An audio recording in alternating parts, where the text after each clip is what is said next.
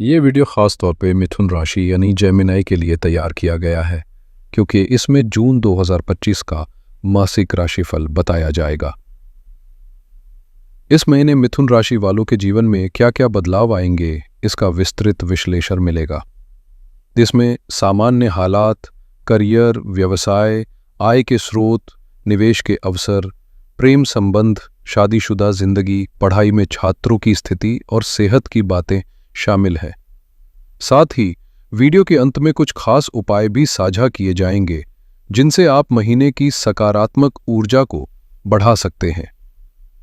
यदि आपकी लग्न राशि या चंद्र राशि मिथुन है तो आप दोनों के लिए यह राशिफल उपयोगी साबित होगा।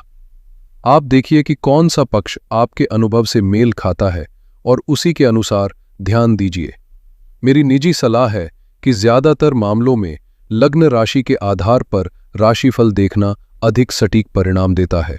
अगर आप अपनी लग्न राशि नहीं जानते हैं तो चिंता मत करें, आप अपनी चंद्र राशि के आधार पर भी इस राशिफल को समझ सकते हैं। तो चलिए इस बेहद महत्वपूर्ण मासिक राशिफल की शुरुआत करते हैं सामान्य विश्लेषण से। सबसे पहले बात करते हैं आपके लग्न की, जहां गुरु ग्रह इस समय स्थिर है और लगभग 1 साल तक यही रहेंगे। केवल बीच में थोड़े समय के लिए अक्टूबर में स्थान परिवर्तन होगा। गुरु का लग्न में आना बड़े अवसरों और विकास का संकेत है, क्योंकि यह ग्रह विस्तार, भाग्य और समृद्धि का प्रतिनिधित्व करता है, जो आपके जीवन में नई उन्नति और खुशहाली लेकर आएगा। लेकिन साथ ही गुरु कुछ चुनौतियां और बाधाएं भी पैदा कर सकता है, इसलिए इस दौरान सफलता के रास्ते में हल्की फुल्की अड़चनों का सामना करना पड़ सकता है। इसीलिए समझदारी और धैर्य से काम लें, क्योंकि जहां गुरु आपको भाग्यशाली बनाएगा वहीं उसकी कुछ भूमिका आपको सतर्क भी रखेगी, जिससे आप हर मोड़ पर सजग रहकर बेहतर फैसले ले सकें। मैं हमेशा यही मानता हूं कि हमारे 9 ग्रह अपनी अपनी खासियतों और जिम्मेदारियों के साथ हमारे जीवन में समय समय पे अलग अलग प्रभाव डालते हैं। इन ग्रहों के बीच के कॉम्बिनेशन और परस्पर संबंधों को समझना ही ज्योतिष का असली ज्ञान है। अगर हम आपके लग्न की बात करें तो राहु का प्रभाव वहां दिख रहा है, जो आपको बड़े कदम उठाने और नई ऊंचाइयों तक पहुंचने के लिए प्रेरित करेगा। मेरा उद्देश्य है कि जल्द ही राहु, केतु, बृहस्पति और शनि के संयुक्त प्रभाव पर एक विस्तृत वीडियो बनाऊं, जिसमें यह बताया जाएगा कि आने वाले 1 साल में ये ग्रह आपके जीवन पर किस तरह असर डालेंगे। इस समय लग्न पर इन ग्रहों के अलावा किसी और का खास प्रभाव नहीं है और राहु नवम भाव से जुड़ा होने के कारण आपकी किस्मत को भी मजबूत करेगा।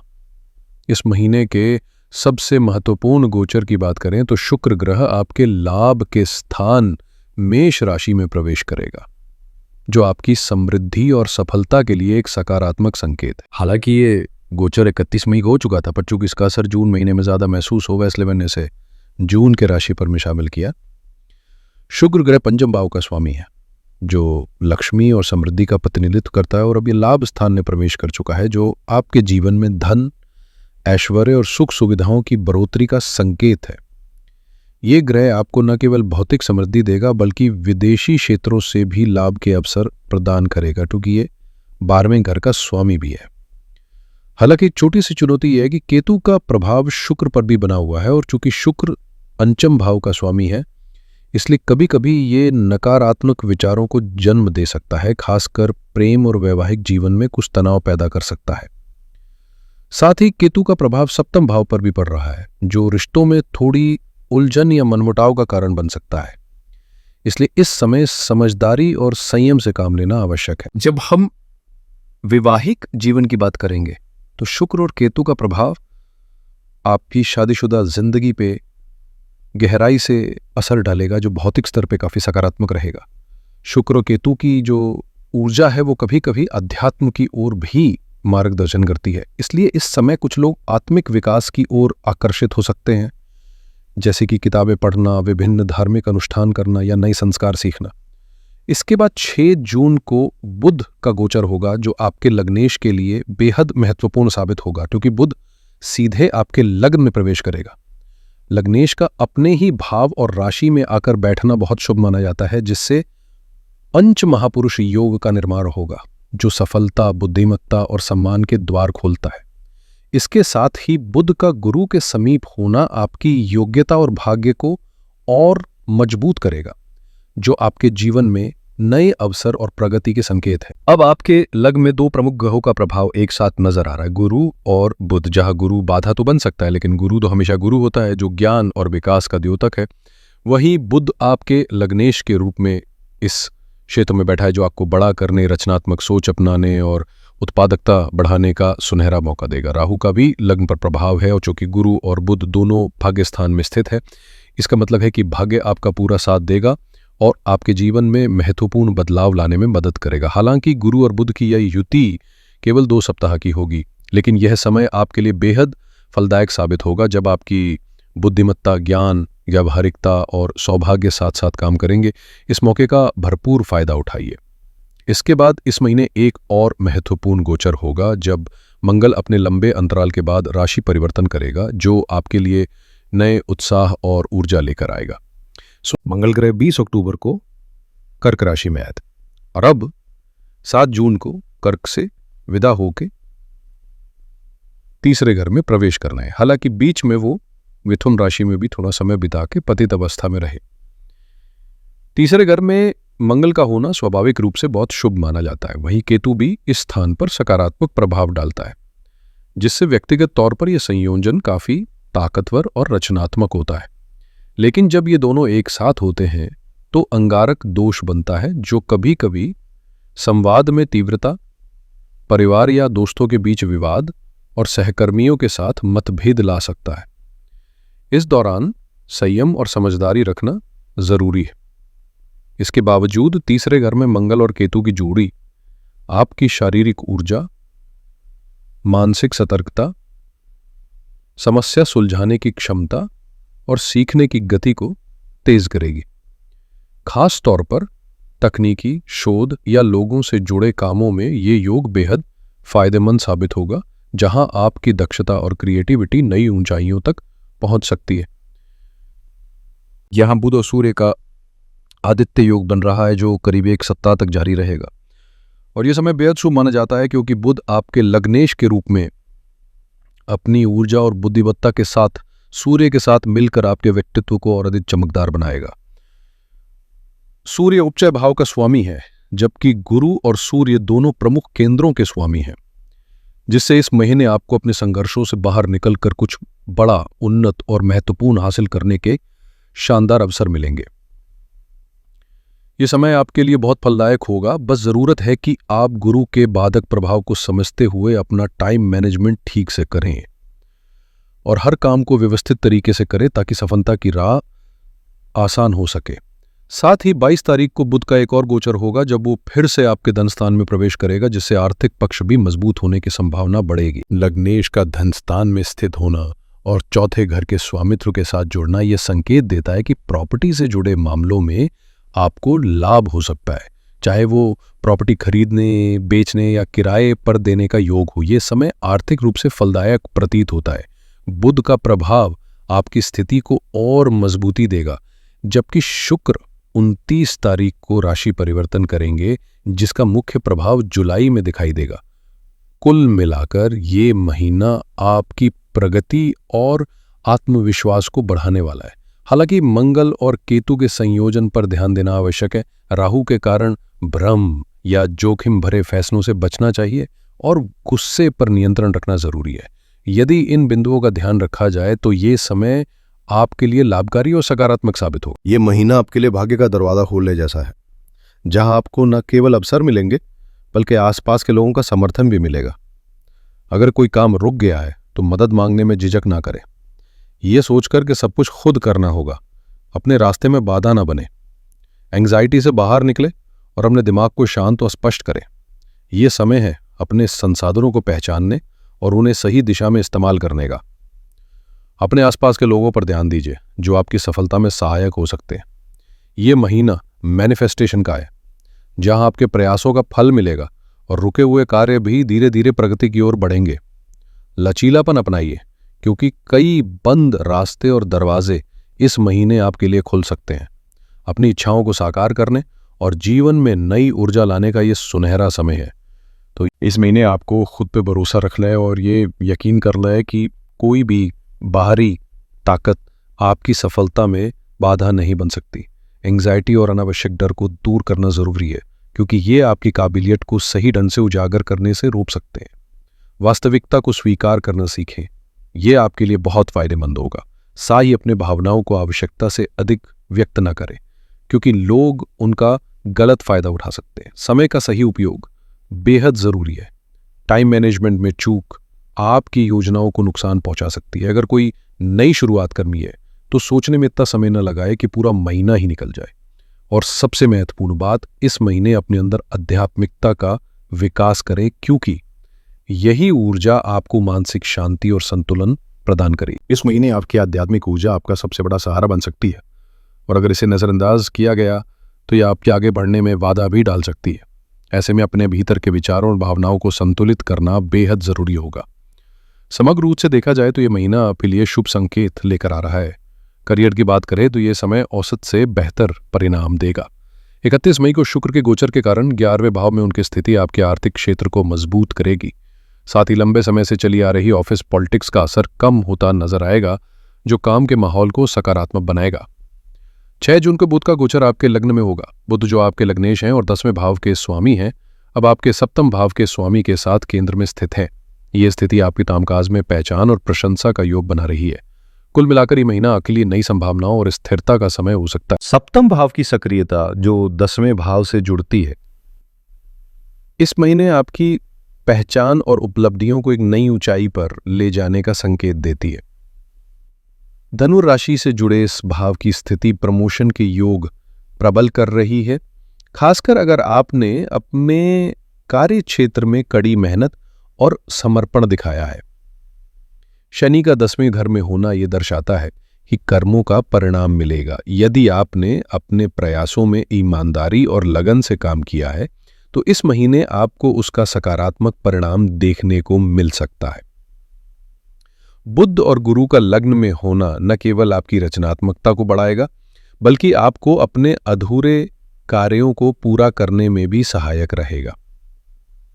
अष्टमें शनि के जुलाई में वक्री होने से पहले यदि आप नौकरी बदलने का विचार कर रहे हैं तो ये समय आपके लिए बेहतरीन प्रस्ताव लेकर आ सकता है। हालांकि वक्री शनि के बाद भी अवसर पूरी तरह खत्म नहीं होंगे, लेकिन उनकी गति धीमी हो सकती है।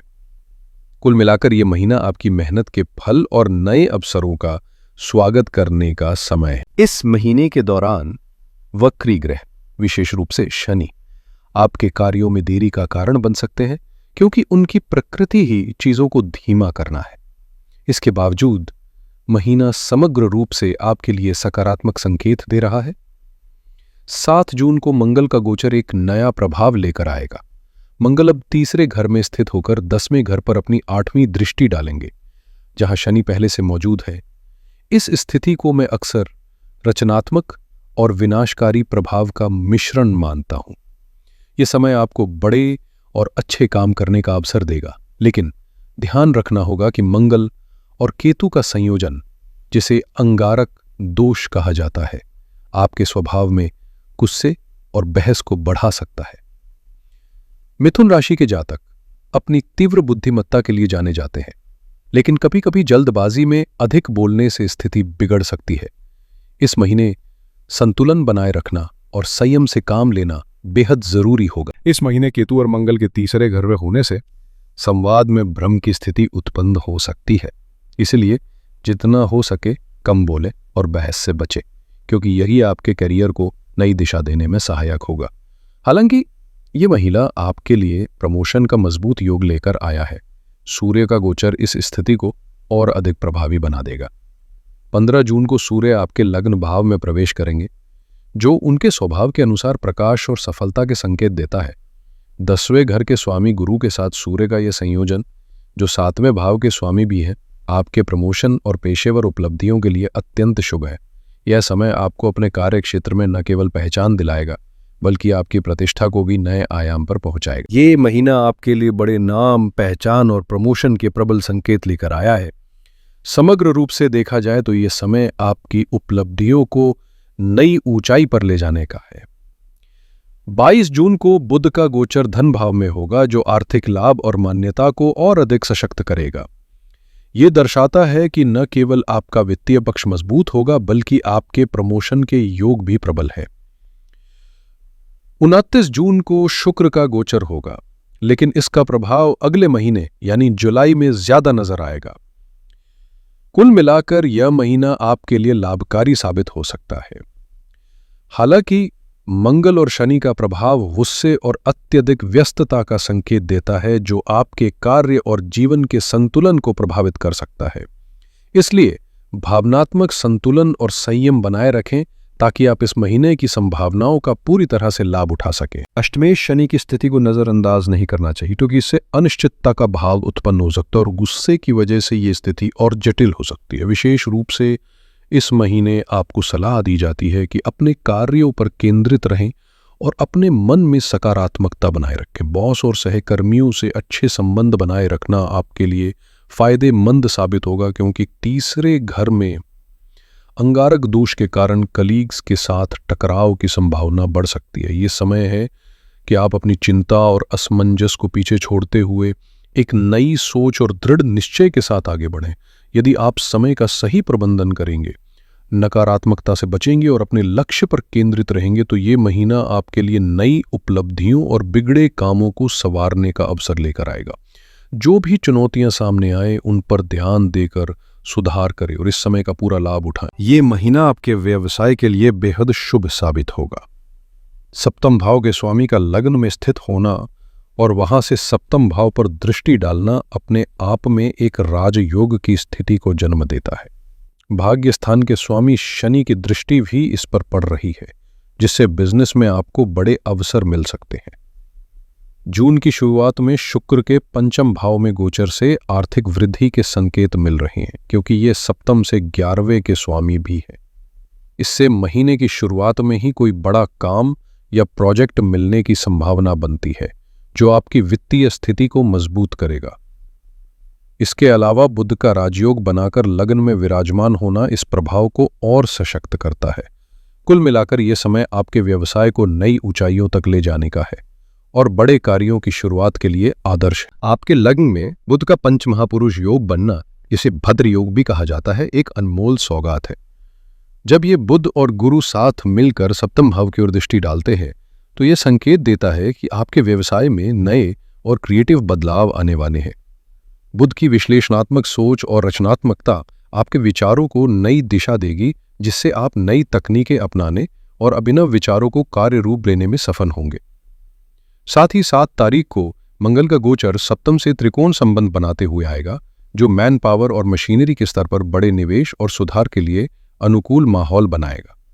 मंगल और केतु के अंगारक दोष के प्रभाव के बावजूद ये समय आपके बिजनेस को नई ऊंचाइयों तक ले जाने के लिए बेहतरीन अवसर प्रदान करता है, जहां आप अपनी मेहनत और रणनीति से शानदार प्रगति कर पाएंगे। 15 जून को सूर्य का लग्न में प्रवेश करते हुए सप्तम भाव पर अपना पूर्ण प्रभाव डालना आपके व्यवसाय के लिए बेहद फलदायक साबित होगा। खासकर मार्केटिंग और नेटवर्किंग के क्षेत्र में आपकी पकड़ मजबूत होगी और आपकी ब्रांड वैल्यू तथा नामचीनता में उल्लेखनीय बढ़ोतरी होगी। इस समय का सदुपयोग करते हुए अपने बिजनेस को नई ऊंचाइयों पर ले जाने का सुनहरा मौका मिलेगा। इसके अलावा 22 जून को बुध का दूसरा गोचर आपके मेहनत का फल धन के रूप में मिलने का संकेत देता है, जिससे महीने के अंतिम दिनों में आर्थिक स्थिरता और सफलता की अनुभूति होगी। हालांकि शनि का अष्टमेश प्रभाव अनिश्चितता ला सकता है, इसलिए जहां निश्चितता ना हो वहां बड़े निवेश से बचना बेहतर रहेगा, ताकि जोखिम कम रहे और आपके प्रयास सही दिशा में फले फूले। कुल मिलाकर यह समय सतर्कता और समझदारी के साथ बढ़िया अवसरों का उपहार लेकर आया। बिजनेस में कभी कभी जोखिम उठाना जरूरी होता है, लेकिन जहां अनिश्चितता ज्यादा हो वहां बड़े निवेश से बचना ही समझदारी है। इस महीने का खास संदेश है कि आपकी मेहनत रंग लाएगी और आपके प्रयासों का परिणाम आपको जरूर मिलेगा। बस धीरे धीरे लेकिन लगातार आगे बढ़ते रहना जरूरी है। सबसे महत्वपूर्ण बात है समय का सही प्रबंधन करना। अपने दिन को योजनाबद्ध बनाएं और नई संभावनाओं की तलाश करें। साथ ही अपने मन को हल्का करें और पुरानी मानसिकता या अधूरे काम जो आपके रास्ते में बाधा बन रहे हैं, उन्हें निपटाएं। अक्सर हम छोटे छोटे टाल मटोल कर छोड़ देते हैं, लेकिन वही छोटी बातें जब जमा हो जाती हैं तो आगे चलकर बड़ी मुश्किलें पैदा करती हैं। इसलिए इस समय पुराने झंझटों से छुटकारा पाएं और नए अवसरों को खुले दिल से अपनाएं। इस महीने भाग्य आपका पूरा साथ देगा। खासकर बिजनेस में कोई शक नहीं है कि आपके लिए कई नए अवसर खुलेंगे। जो काम आप लंबे समय से तलाश रहे थे, चाहे वो कॉन्ट्रैक्ट हो, ऑफर हो या कोई खास प्रोजेक्ट, उनमें सफलता मिलने की पूरी संभावना है। ये वक्त अपने बिजनेस को खुश होकर बढ़ाने और मेहनत के मीठे फल पाने का है। सबसे अहम बात यह है कि इस महीने आप अपनी कई परेशानियों का अंत भी कर सकते हैं। बस ध्यान रखें कि टाइम मैनेजमेंट पर कड़ी नज़र हो और जहां अनिश्चितता हो वहां बड़े फैसले लेने से बचें। अब बात करें आपकी आमदनी और निवेश की।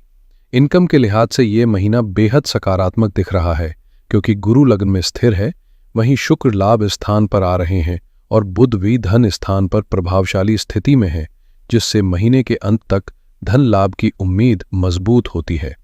निवेश के मामले में शुरुआती 10 दिन अनुकूल रहेंगे, इसलिए इस समय समझदारी से कदम बढ़ाएं और सही मौके को भुनाने की कोशिश करें। महीने के बीच के 10 दिन और आखिरी के 10 दिन निवेश के लिए अनुकूल नहीं है, इसलिए जितना निवेश करना वो बेहतर होगा कि महीने की शुरुआत के 10 दिनों में ही किया जाए। खर्चों की बात करें तो इस दौरान कानूनी और सरकारी कामकाज पर विशेष खर्चा देखने को मिलेगा। साथ ही परिवार में बच्चों की पढ़ाई लिखाई और स्वास्थ्य संबंधी ज़रूरतों पर भी अच्छा खासा पैसा लगेगा। इसके अलावा महंगी चीज़ों और लग्जरी वस्तुओं पर खर्च बढ़ेगा, क्योंकि कई पार्टीज और सोशल इवेंट्स में हिस्सा लेना पड़ सकता है, जिनमें व्यय स्वाभाविक है।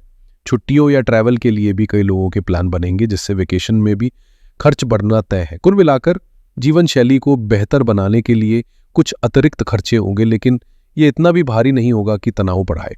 अब बात करते हैं प्रेम और संबंधों की, जहां हम नो कॉन्टैक्ट जैसी परिस्थितियों से शुरुआत करेंगे। इस महीने संभावनाएं आपके पक्ष में है, लेकिन सफलता पाने के लिए पहले सोच समझकर रणनीति बनानी होगी।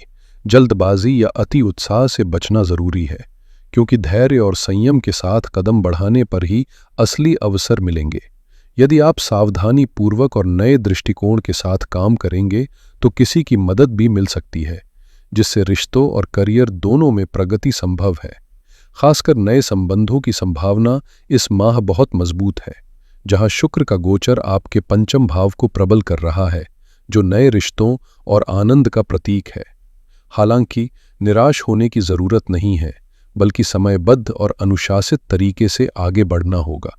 जिनका रिश्ता पहले से है, उनके लिए यह माह मिला जुला प्रभाव लेकर आएगा, पर शुक्र के राशि परिवर्तन से जून के अंत तक स्थिति और भी बेहतर होगी। गुरु भी आपके पक्ष में है, जो रिश्तों में स्थिरता और विकास की ओर संकेत करता है। कुल मिलाकर इस समय धैर्य और सही योजना से रिश्तों में मजबूती और नई खुशियां आ सकती हैं। अगर आपके जीवन में पहले से कोई समस्याएं चल रही थीं, तो इस महीने उन्हें सुधारने का शानदार मौका मिल सकता है, खासकर जब गुरु सप्तम भाव से जुड़ते हैं और पंचम सप्तम का जुड़ाव बनता है, जो उन लोगों के लिए बहुत फायदेमंद है जो रिश्तों को शादी के मुकाम तक ले जाना चाहते हैं। ये समय आपके लिए काफी शुभ संकेत लेकर आया है, लेकिन एक बात का विशेष ध्यान रखें कि राहु की नजर पंचम भाव पर है, जहां इच्छाएं और चाहतें बसी होती हैं।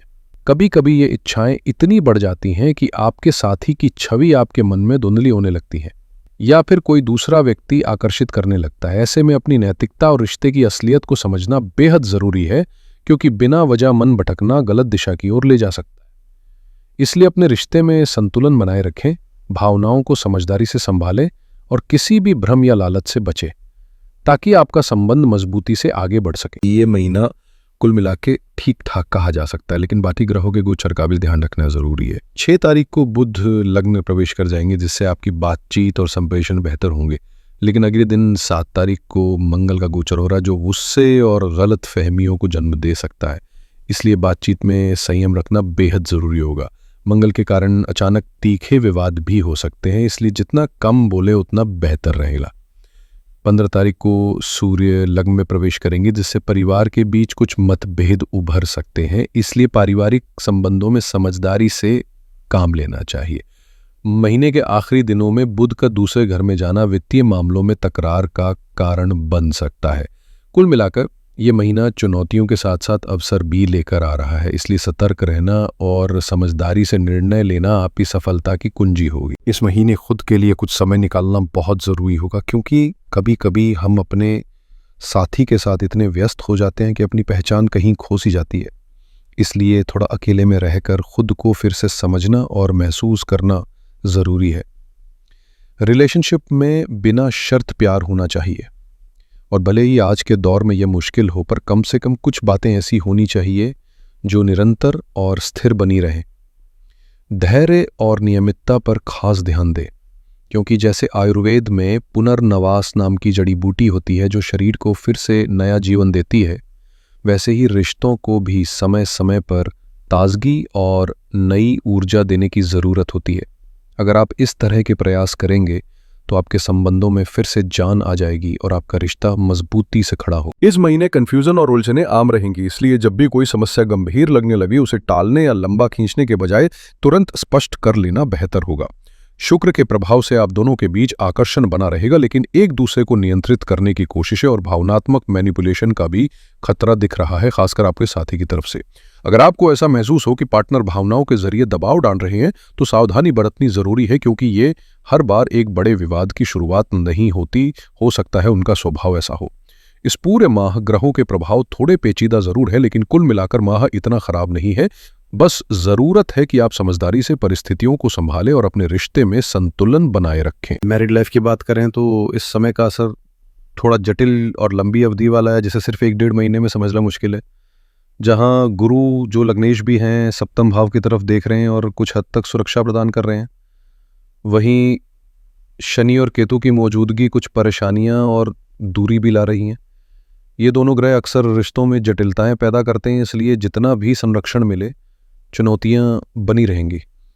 एक अच्छी बात यह है कि शुक्र का गोचर 31 मई को हो चुका है, इसलिए जूल से उनका असर महसूस होगा, लेकिन शनि के कारण शुक्र की प्रभावशीलता थोड़ी कम हो गई है और अब केतु भी शुक्र पर प्रभाव डाल रहा है, जिससे मैरिड लाइफ में शुक्र के सकारात्मक बदलाव सीमित रहेंगे।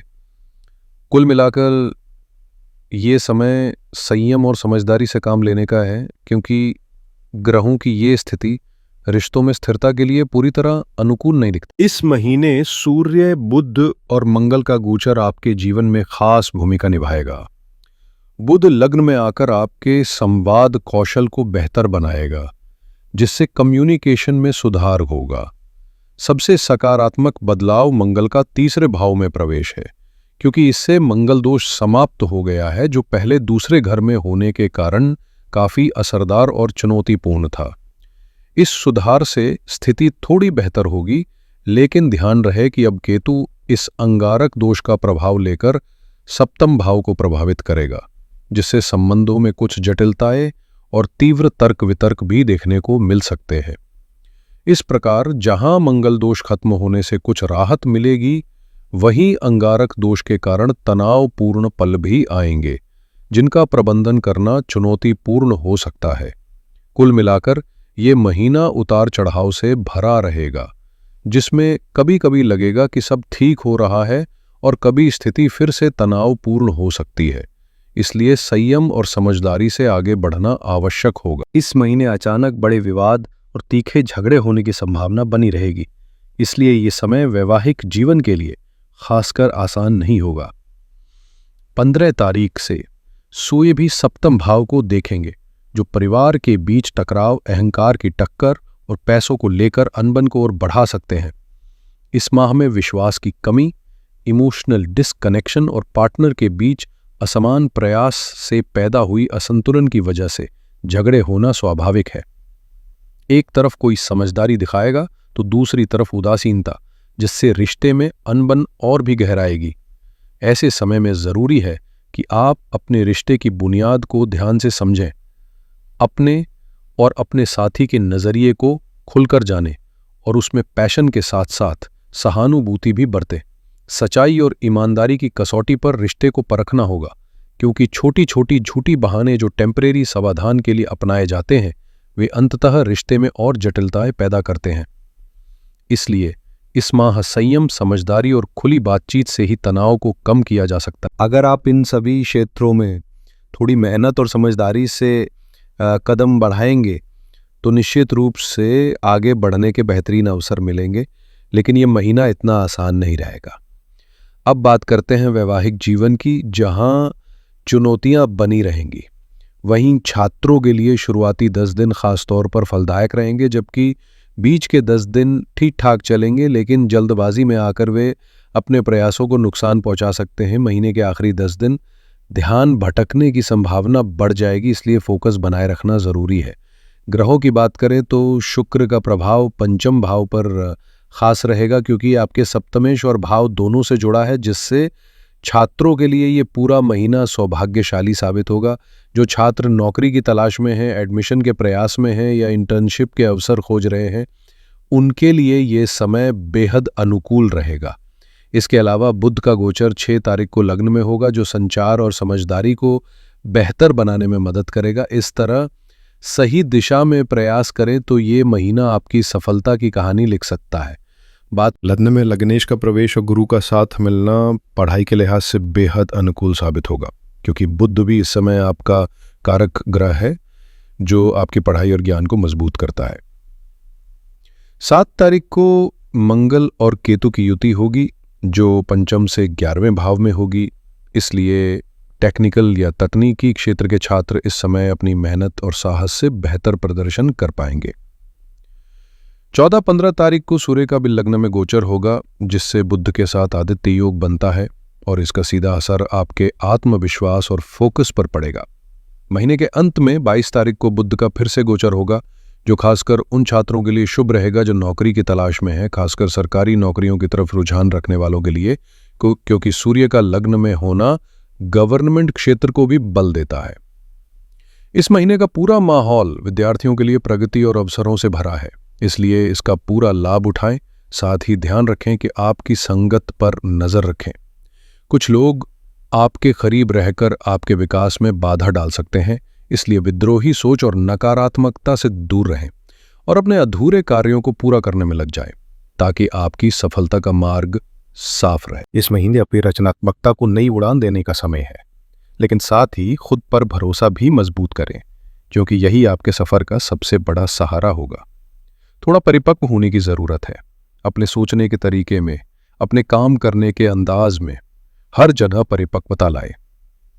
जितना आप अभी पढ़ाई में लगा रहे हैं, उससे कहीं ज्यादा समर्पण दें, क्योंकि यह वक्त आपकी मेहनत का सबसे ज्यादा इंतजार कर रहा है। कुल मिलाकर माह ठीक ठाक रहेगा, लेकिन सेहत के मामले में सावधानी जरूरी है। इस समय पाचन संबंधी परेशानियां जैसे गैस, सूजन और हड्डियों व नसों से जुड़ी समस्याएं उभर सकती हैं।